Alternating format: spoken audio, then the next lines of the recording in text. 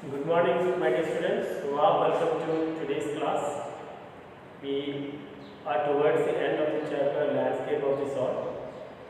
Last class we saw the different types of art, Chinese art and European art, and about Shan Chui, Yang and Yin. Is everything we saw in the last class. Today let's come to India. There is a famous person known as Meg Chand who was not a trained artist, but he became famous. So that is outsider art or art brut. Art brut मतलब it's a famous, it's a French term meaning raw art. Raw art मतलब किसी चीज़ को ज़्यादा modification नहीं करके उसी तरह use करके कुछ बनाना. जैसे we'll see in the chapter ये जीन डुबोफे ने इसको टर्म किया है. Let's see what is outsider art. Getting inside outsider art.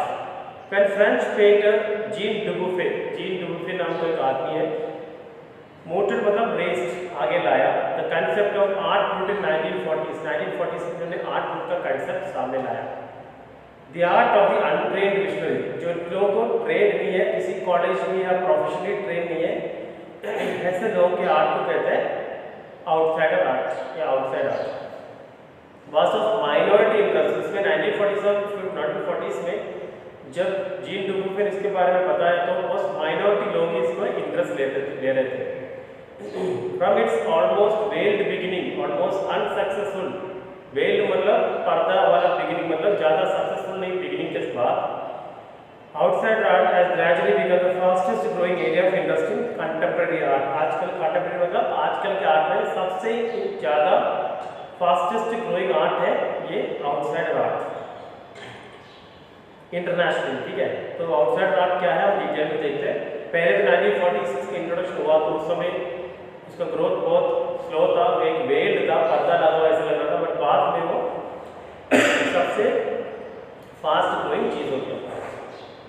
The genre मतलब style of art is described as art. तो क्या होता है आउटसाइड आर्ट? इसका डेफिनेशन है art of those who have no right to be artist. मतलब क्या होता है, इन लोगों को आर्टिस्ट बनने का हक नहीं है. नहीं है मतलब कैसे? As they have received no formal training. Because उन लोगों को किसी तरह का ट्रेनिंग नहीं मिला, इसीलिए वो लोग आर्टिस्ट बनने का हक नहीं है, फिर भी आर्टिस्ट बन रहे हैं. और उनका कला को कहते हैं आउटसाइड आर्ट या आर्ट ब्रूट. यह show talent and artistic insight. देखो किसी तरह का ट्रेनिंग नहीं मिला हो फिर भी टैलेंट दिखाता है. आर्टिस्टिक इंसाइट मतलब अंदर से वो आर्टिस्ट बाहर निकल के आके कुछ आर्ट क्रिएट करता है. किसी प्रोफेशनली कॉलेज में या कहीं से भी ट्रेनिंग किए बिना कुछ आर्ट को क्रिएट करने को कहते हैं आउटसाइडर आर्ट या art brute.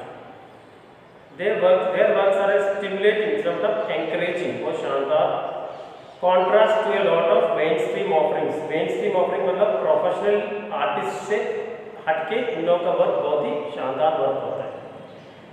Around the time डुबुफे was प्रपोर्टिंग इस कंसेप्ट, जब ये डुबुफे अपना आइडिया को आगे ला रहा था, ये आर्ट ब्रूट का फ्रेंच पर्सन है in India.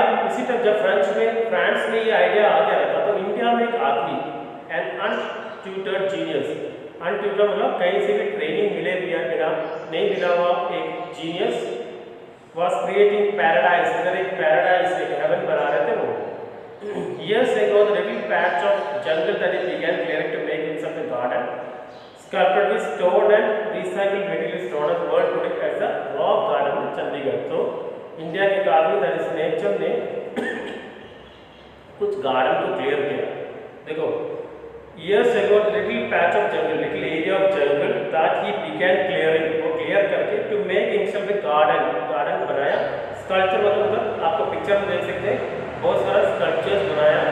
Stone and recycled materials मतलब बहुत सारा recycled material, steel, iron, rock, जो रिसाइकल्ड मटेरियल होता है जो घरों से स्क्रैप के रूप में मिलता है, उससे उन्होंने स्टैचूज वगैरह बनाया या इमेजेस बनाया. और उसको आज दुनिया जानते हैं rock garden of Chandigarh. It's 80-year-old creator. देखो उसका क्रिएटर कोई यंग एज का नहीं, 80-year-old creator director nature is now held मतलब प्रेज तारीफ किया जा रहा है as India biggest contributor to outsider art. Outsider art का इंडिया का सबसे मशहूर, सबसे शानदार, सबसे बिगेस्ट कंट्रीब्यूटर मानते हैं नेकचंद को। ठीक है, उन्होंने क्या किया, कुछ जंगल को कट करके रॉक गार्डन बनाया चंडीगढ़ का। ठीक है, with the waste material, recycled materials.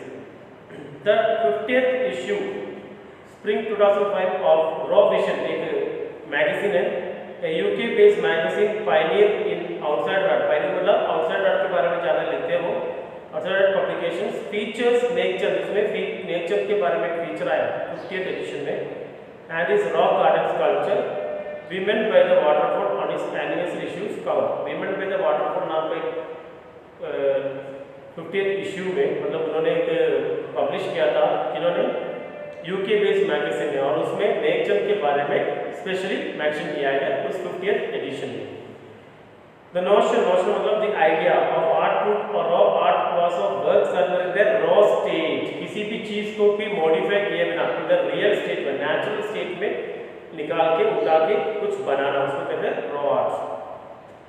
As regards cultural and artistic influences, किसी आर्टिस्टिक या कल्चरल इन्फ्लुएंस से लिए बिना किसी चीज को ऐसे ही बना के लगा के कुछ आर्ट बनाना।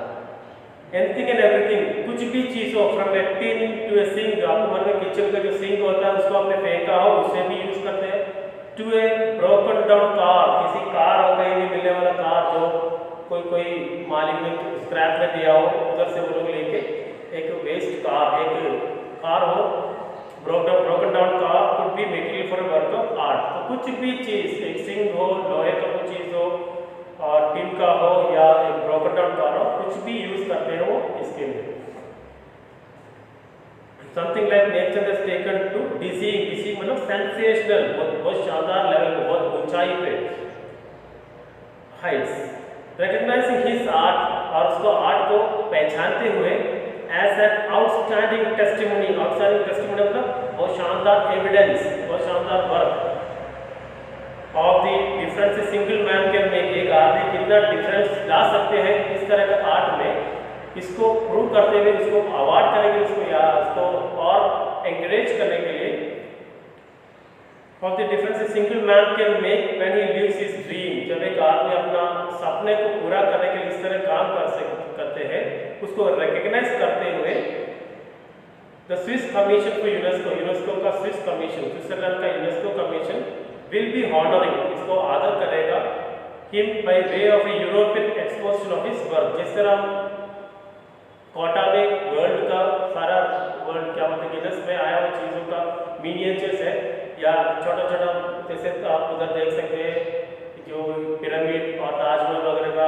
देख सकते हैं कोटा में, इस तरह स्विट्जरलैंड, इस यूनेस्को का स्विट्जरलैंड का पार्ट ने क्या किया, स्विस कमीशन ने क्या किया, will be honoring him by way of a European exposition of his work, उसका वर्क का एक्सपोजिशन यूरोप में करके।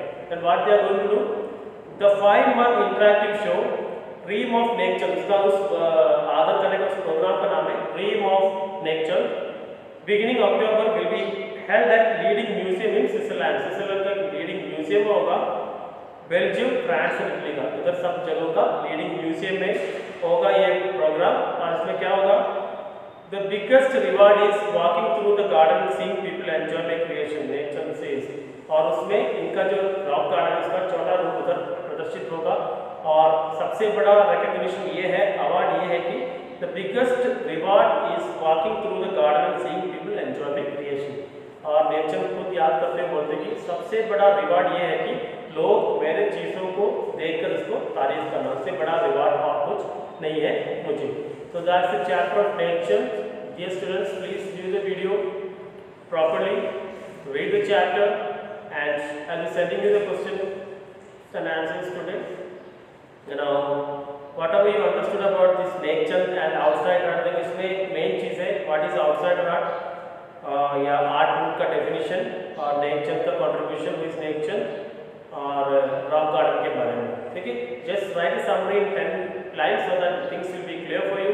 If you have any doubt, you are very much free to ask the group or personally. Thank you. Have a wonderful day.